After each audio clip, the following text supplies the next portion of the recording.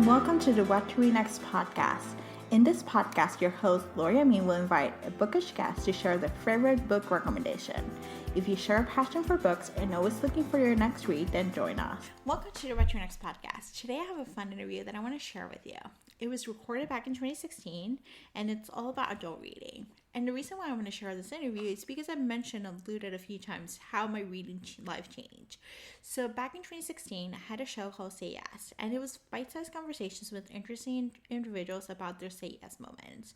So we chatted about learning how to knit, learning how to speak Italian, and adult reading. And so I invited April to come on the show. She had a couple Say Yes moments, and one of them was adult reading. And I was curious because I'm a reader. And so we had a similar experience where we both read when we were growing up, and then grad school happened and we just stopped reading, and then we moved to New York and we started reading again. And so I was very curious about this experience, about reading, discovering as an adult, and what was the joy of it.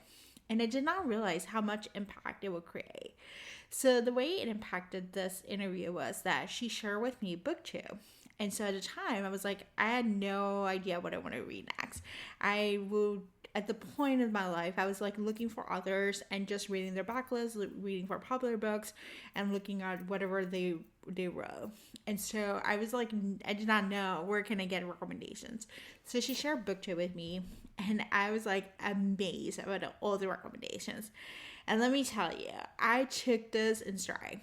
So at the time when this podcast started, I was unemployed. I was in between jobs. I left a job that I hated, and I wanted to move to Chicago, but I didn't have the courage to move to Chicago. It's really hard to move to a new place.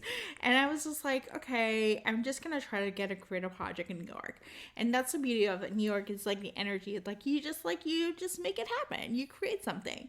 So I created this podcast, and I interviewed a bunch of interesting people. And this was 6 months I was unemployed. And I was this is great. I was interviewing all these people, and I was having fun. And I ended up planning a trip, a solo trip for the first time, to Europe. So I was I'm just gonna go to Europe. I had no job, no responsibilities. I had bills and I was paying them, but I was somehow I just made it work.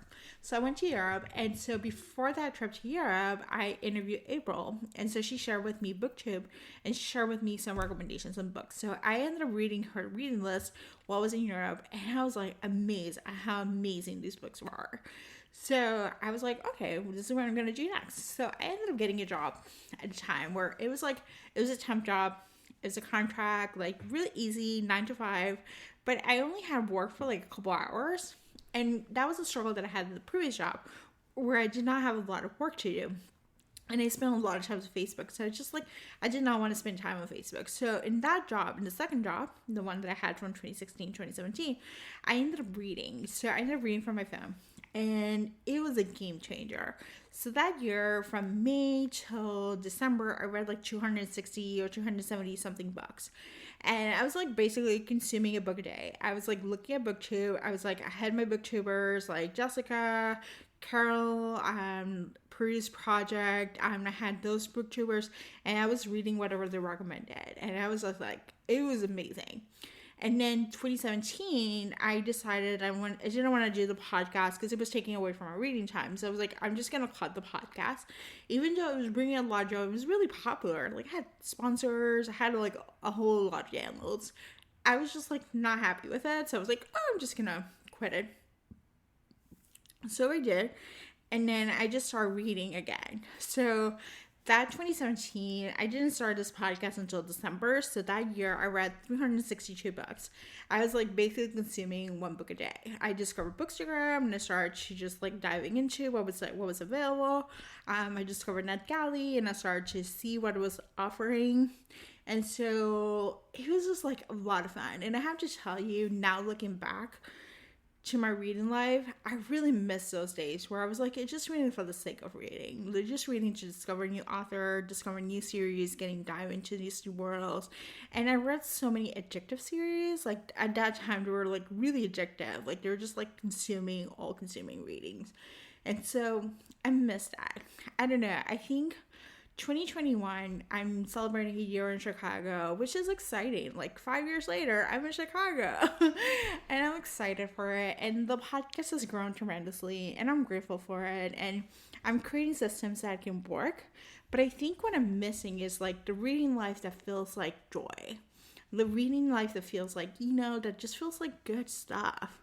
And I feel better every time I read. I struggle with anxiety, and so reading for me is a meditation. It's a way to connect with something outside of myself. It's a way to get lost in a story. It's a way for me to just explore different aspects of my life. And so I think what I'm going to do is telling out loud, setting the intention of like just reading for the sake of reading for joy, reading for fun. Reading, letting go of the obligations. Yes, there are obligations that I have to read for the podcast. I may have to read for review, but the reality is that I'm just going to try to like minimize those obligations and try to bring up the things that feel like joy. So as I look back, I'm thinking, what if I just create like reading lists that just feels like fun? Like, what if I just pick a book because it just like sounds like fun? Like, I'm looking forward to going back to the ACOTAR series and reading A Course in Civil Flames. Like, I've been saving that book for a few weeks, because I read that book, both series. I read them on trips when I was taking to Europe, and I was like, I missed those days where I was like going on vacation and reading a book. So I think I'm just gonna treat it like, I'm going on vacation and reading a book because I'm by myself in Chicago. I might as well just read a book because it feels like joy. So just gonna try to do that, set the intention. So as you probably listen to the podcast, I decided to leave the audio as it is. So it's like, this is the whole podcast. It's a 10-minute show. The shows for Say Yes were like 50-minute shows. I do like that format better. And I want to hear from you. Like, do you like shorter shows? Do you like longer shows? What show format do you like? I'm not opposed to one or the other. I personally don't like really long shows, like 1 hour, 2 hour longs. Like, I feel like I personally don't have the attention span, but I like, bite-sized episodes, and I like, 30-minute conversations. It just depends. So I want to hear from you. What type of shows do you like? Do you enjoy? I hope you can check out April's business. I'm not sure if she's still doing the business, but I'll post the information in the show notes what she's been up to 5 years later. But yeah, I hope you enjoy this throwback episode. Hope you take it easy. Okay, bye. You're listening to Say Yes Podcast, episode 79. Eleanor Roosevelt once said, "Do one thing that scares you every day." This show is about saying yes to those actions, big and small, that push you closer to who you want to be. Welcome to the Say Yes Podcast. Bite-sized conversations about saying yes to a bigger life to inspire you to take action today. Welcome to the show, guys. So happy to have you all here. This show is sponsored by Say It, Sweat It, and Get It Challenge. Imagine a workout that lifts your heart rate and your spirit.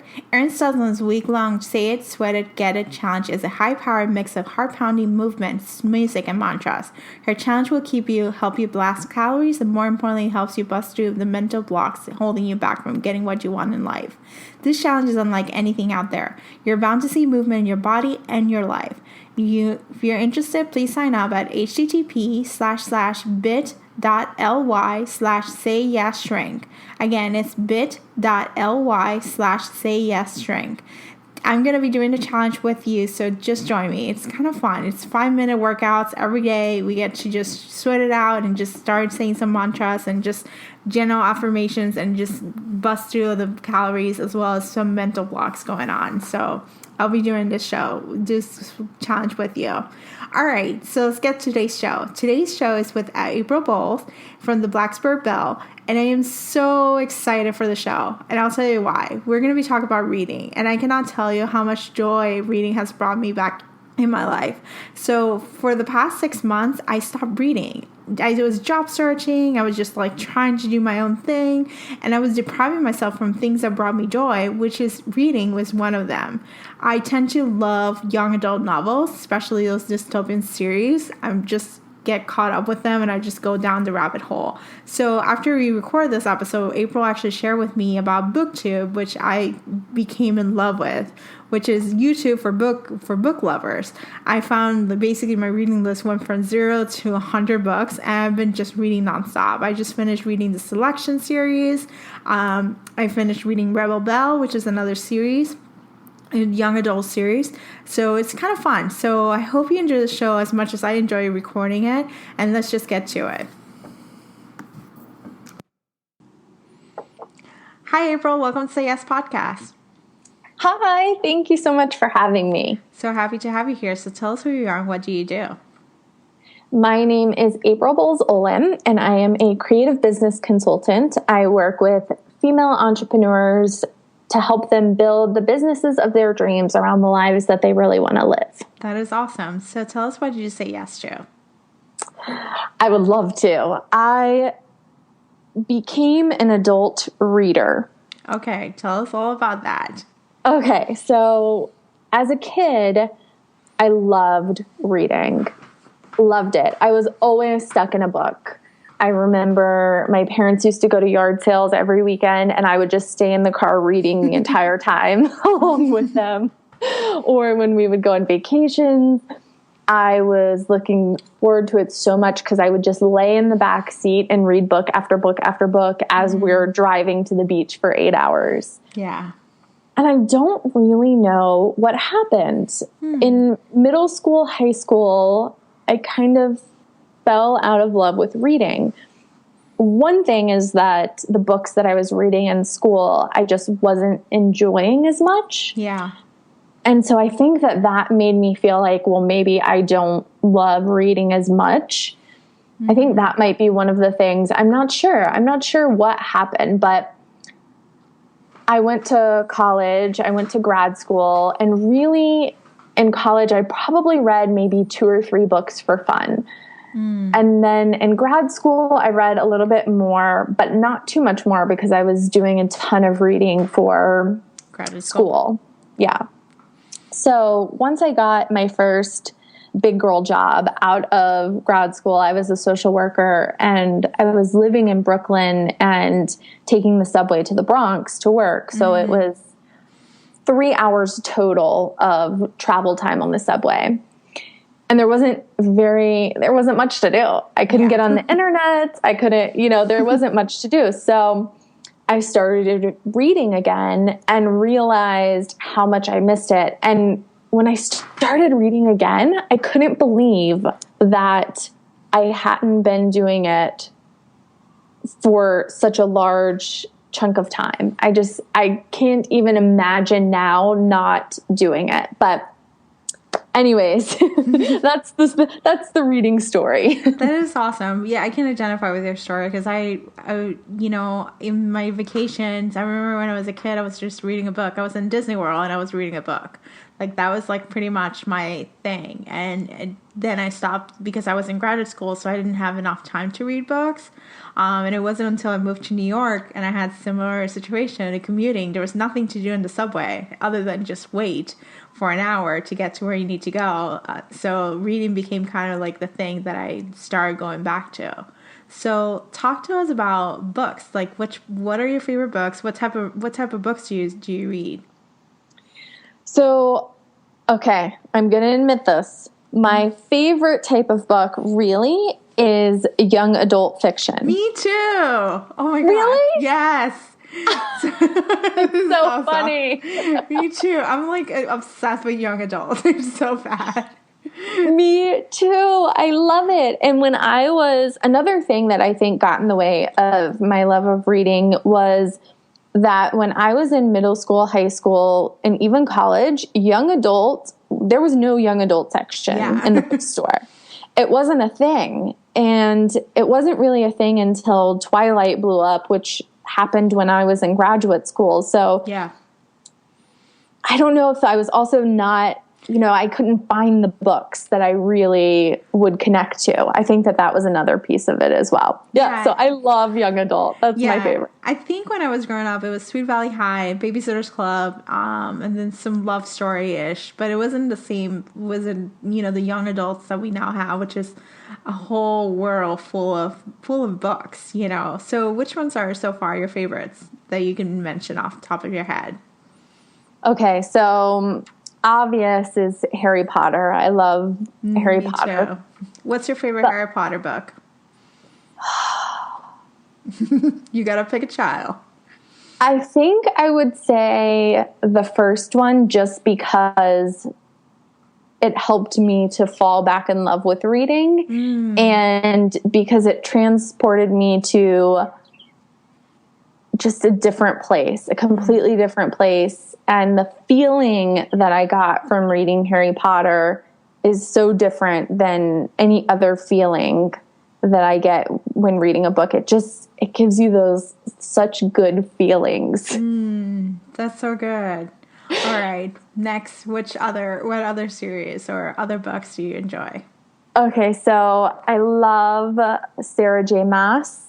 I like her books, the Throne of Glass series and the A Court of Thorns and Roses series. I love Stephanie Perkins. Her books are Anna and the French Kiss and Lola and the Boy Next Door and Isla and the Happily Ever After. I like Mary Pearson's Kiss of Deception trilogy that she has. I like Katie McGarry's books. I tend to go between romance and fantasy, and with a little bit of dystopian. Oh, this is awesome. So have you read the Selection series? I have. That was another one. It's so good. I know. Fun story. That author lives in my town. Oh, really? That is such a small world. I've met her in person. Oh my gosh, that is awesome. Yeah, it's really cool. Yeah, I love the Selection series. Yeah, that's like a good series. Good dystopian / meets The Bachelor. It is really good. Awesome. So, how has your life transformed as a result of saying yes? Well, I would have to say that really I'm just happier. I really love reading so much that if I get an hour a day to read, I'm a happier person.